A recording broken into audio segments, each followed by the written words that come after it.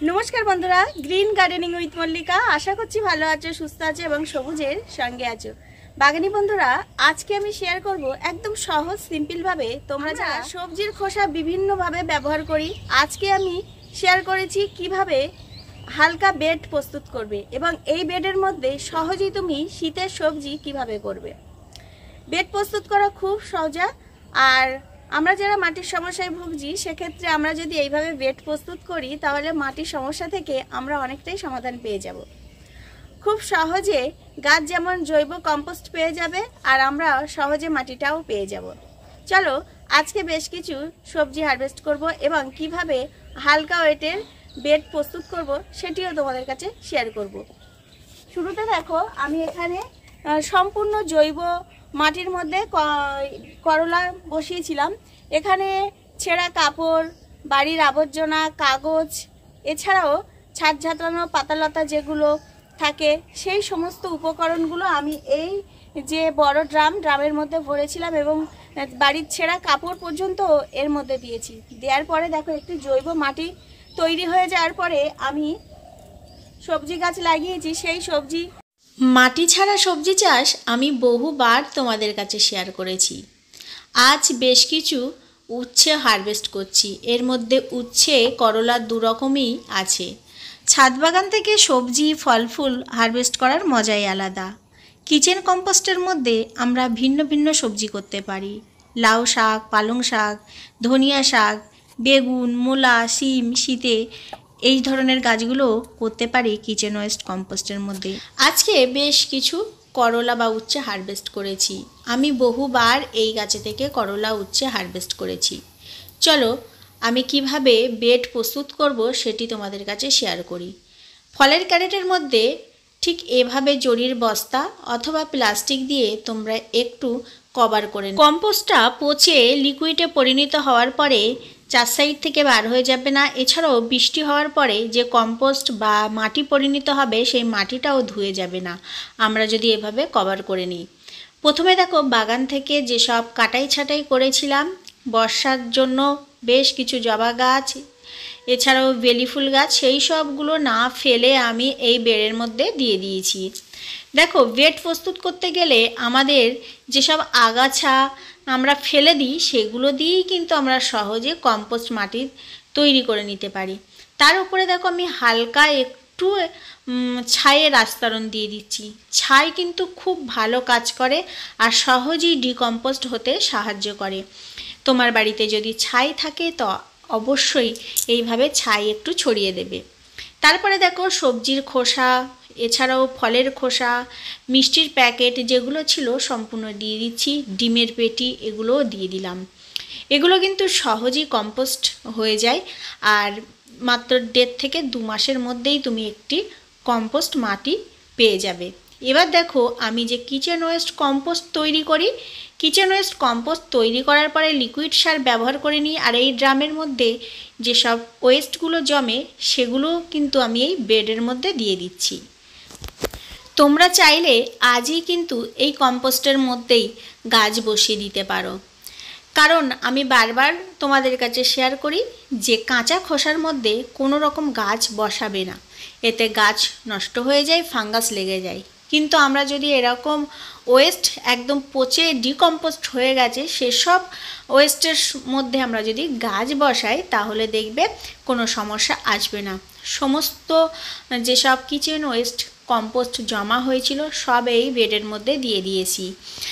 এবার দেখো এটি খালি হয়ে গেছে। আবারও সবজির খোসা আমি জমাবো, আবার এরকম হলে আবার একটি বেড প্রস্তুত করে নেব।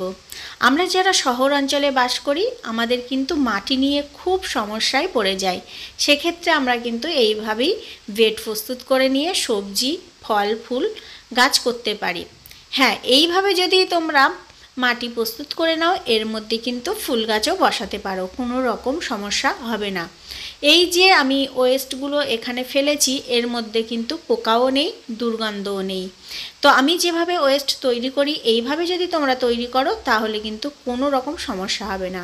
দেখো তা এই ওয়েস্টের মধ্যে আমি হালকা পাতলা একটু ছাইয়ের আস্তরণ এবং একটু মাটির আস্তরণ দিয়ে দিচ্ছি।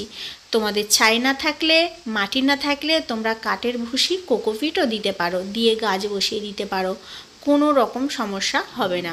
অনেকবার অনেক বাগানি বন্ধু আমাকে কমেন্ট করে জানায়, দিদি কিভাবে সরাসরি সবজির খোসার মধ্যে গাছ বসাবো। কেবলমাত্র বন্ধুরা এই পদ্ধতিতে সবজির খোসার মধ্যে গাছ বসাতে পারবে। সবজির খোসাটাকে খুব ভালো করে কম্পোস্টে পরিণত করে তারপরে 2 ইঞ্চি মাটি দিয়ে তুমি সরাসরি যে কোনো বীজ অথবা যে কোনো চারা গাছ বসিয়ে দিতে পারো। এই মাটিটাকে তুমি কম্পোস্ট হিসাবেও ব্যবহার করতে পারো। কি করবে, গোবর সার আর এই দেখো সরিষার খোল দিয়ে আমি জলের ছিটা দিয়ে রেখে দেব। আবারও 2-3 দিন পরে আবারও গোবর সার, সরিষার খোল দিয়ে আবারও জলের ছিটা দেব। এরকম আমি 3-4 দিন করব। করার পরে আবার এই মাটিটাকে এদিক ওদিক করে খুব ভালো করে মিক্সড করে নেব, নিয়ে ঢেকে রেখে দেব ছায়াযুক্ত স্থানে। আবারও 1 সপ্তাহ পরে ঠিক এই পদ্ধতি অবলম্বন করব। বেশ কিছুদিন পরে মাটিটাকে চেলে প্রত্যেকটি টবের মাটিতে 1 মুঠো করে ব্যবহার করব। রেজাল্ট ঠিক এরকমই আসবে। প্রত্যেকটা সবজি গাছ, ফল গাছ, ফুল গাছ সব গাছই ব্যবহার করতে পারবো। এইভাবেও করতে পারো। অনেক দিদিরা আমাকে প্রশ্ন করে যে কিচেন ওয়েস্ট কম্পোস্ট লিকুইড সার কতদিন রাখবো। আমি কিন্তু স্টোর করেও রাখি। এছাড়াও কিচেন ওয়েস্ট কম্পোস্টের এই যে ড্রাম, এই ড্রামের মধ্যে একবারে 1 মাসের মধ্যেই কিন্তু সবজির খোসাগুলো জমছে না, অন্তত 6 মাস 7 মাস লেগে যাচ্ছে এই ড্রামটা ভর্তি হতে। ইতিমধ্যে যে বালতির মধ্যে যে ওয়েস্ট লিকুইড সার জমছে সেগুলো ব্যবহার করছি 2 মাস 3 মাসও থেকে যাচ্ছে, কিন্তু এতে সমস্যা নেই। আমি তো ব্যবহার করি আর আমার মনে হয় যতই পুরানো হবে ততই সারের শক্তিগুণ বাড়বে।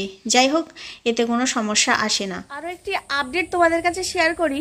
আমি বেশ কিছুদিন আগে শেয়ার করেছিলাম যে লেবু গাছের খাবার। দেখো লেবু গাছের খাবার প্রয়োগের পরের রেজাল্ট দেখতে পাচ্ছ তোমরা, ভালো করে লক্ষ্য করো কতটা পরিমাণে ফুল এসছে। দেখো প্রত্যেকটি গাছে কিন্তু ফুল আসবে। সঠিক পরিমাণে যদি আমরা লেবু গাছে খাবার প্রয়োগ করি তাহলে সহজেই ফুল আসবে। আর আমি মনে করি অন্য অন্য ফল গাছের থেকে লেবু গাছ করা খুব সহজ এবং লেবু গাছে থেকে সহজেই ফল পাওয়া যায়। এই যে লেবু গাছে খাবার প্রয়োগের পরের রেজাল্ট দেখো, তোমরা অনেকেই আমাকে কমেন্টে জানাও যে তুমি খাবার প্রয়োগ করার পরে কোনো আপডেট দেখাও না। তো এখানে দেখো আমি মাত্র 1 সপ্তাহের আপডেট দেখাচ্ছি। 1 সপ্তাহ পরেই কিন্তু আমি এমন রেজাল্ট পেয়েছি। কিন্তু আরও একটি প্রশ্ন আছে তোমাদের যে আমাদের ভালো রেজাল্ট আসে না কেন? কারণ তোমরা সঠিকভাবে নিয়ম ফলো করো না আর সঠিকভাবে খাবারটি প্রয়োগ করো না। আমি যে সমস্ত খাবারগুলো বলি সমস্ত খাবারটি তোমরা সঠিক নিয়মে এবং পরিমাণটা সঠিক দেবে, তাহলে রেজাল্ট কিন্তু অসাধারণ আসবে। এই দেখো, আর এমনি তো এই গাছে ভরপুর লেবু আছে, 4 সাইড থেকে পুরো লেবু। প্রত্যেকটি গাছে আমি তোমাদের কাছে শেয়ার করব। চলো পাতিলেবু গাছটি দেখাই। এখানে লক্ষ্য করো এই পাতিলেবু গাছটি দেখো, এই দেখো, এই দেখো, এই দেখো, এবং লেবু আছে এবং নূতন করে দেখো আবার ফুল চলে আসছে। এই দেখো, ভালো করে লক্ষ্য করো। তো অবশ্যই আমাদের সঠিক খাবারটি যদি আমরা প্রয়োগ করি তাহলেই কিন্তু ভালো রেজাল্ট আসবে এবং তুমি সঠিকভাবে ফল পেয়ে যাবে। চলো আমি যে গন্ধরাজ লেবু গাছে শেয়ার করেছিলাম যে এলা ডাল কেটে দিয়েছি, সেই এলা ডালগুলো দেখো বর্তমানে মাত্র 1 সপ্তাহ। তোমরা ওই পিছনের ওই ভিডিওটি ফলো করো, তাহলে লক্ষ্য করবে লেবু গাছে কি খাবার প্রয়োগ করলে এমন রেজাল্ট আসে। 1 সপ্তাহের মধ্যে দেখো প্রত্যেকটি ব্রাঞ্চ দেখো কাটা অংশে, সমস্ত কাটা অংশে দেখো খুব সুন্দরভাবে ব্রাঞ্চ আসতে শুরু করেছে প্রত্যেকটি কাটা অংশে। তোমরা অনেকেই ভয়ে ডাল কাটো না, কিন্তু ডাল কেটে দিলে দেখবে নতুন ব্রাঞ্চ বার হবে এবং যে নতুন শাখা বার হবে সেই শাখা থেকেই কিন্তু আমরা লেবু পাবো।